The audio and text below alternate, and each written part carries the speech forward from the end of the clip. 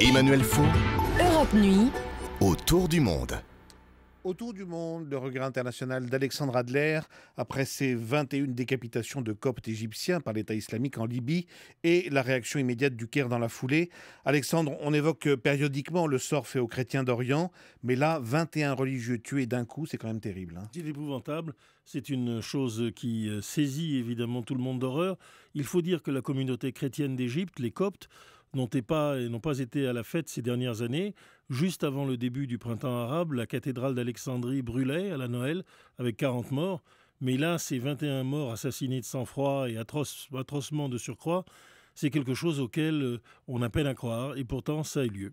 Alors ce que cette affaire nous révèle aussi, c'est la présence de Daesh en Libye. Ça veut dire qu'il y a donc un deuxième front djihadiste qui est en train de s'ouvrir ? Absolument. Et sur la base de la décomposition complète de l'État libyen, qui ne trouve toujours pas les moyens de se réunifier, d'une idéologie islamiste qui est puissante, nous avons aujourd'hui, côté Égypte, c'est-à-dire en Cyrénaïque, une tentative d'implantation de Daesh par ralliement d'anciens sympathisants d'Al-Qaïda, d'islamistes divers et variés, et qui ont commencé à se rassembler contre le général Khalifa Haftar, qui est le grand chef des laïcs libyens, qui, avec l'appui d'ailleurs de l'armée égyptienne, tient l'essentiel de la Cyrénaïque à partir de Tobrouk, sans pour autant la contrôler pleinement.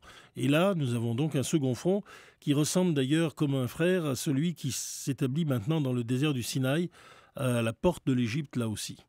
L'Égypte se sent prise en étau là du coup. Absolument, l'Égypte se sent prise entre une insurrection cyrénaïque et désordre au Sinaï qui l'inquiète beaucoup. Et c'est la raison pour laquelle le maréchal Sissi a réagi si vivement. Il y a aussi la solidarité nationale, car ce sont des Égyptiens, ces Coptes. Et ce sont des Égyptiens qui sont allés en Cyrénaïque, accompagnant bien sûr des travailleurs. Car la Cyrénaïque, c'est la porte à côté. En réalité, c'est une région que la richesse pétrolière a développée, mais qui est au fond une antichambre de l'Égypte et que l'Égypte a toujours considérée comme telle. Alexandre, l'Italie aussi est inquiète. Comment la communauté internationale peut-elle réagir ? Est-ce que ça veut dire que la coalition va peut-être devoir intervenir en Libye ? Incontestablement, il va falloir passer une vitesse. Personnellement, je pense que l'envoi de troupes au sol européennes ou américaines serait très malvenu. Mais en revanche, il existe aussi bien du côté cyrénaïque qu'en tripolitaine, autour des berbères zénètes, les Zintan comme on les appelle, et d'autres forces aussi, des gens qui ont déjà pris les armes contre l'islamisme et qui n'attendent qu'elles soient aidées.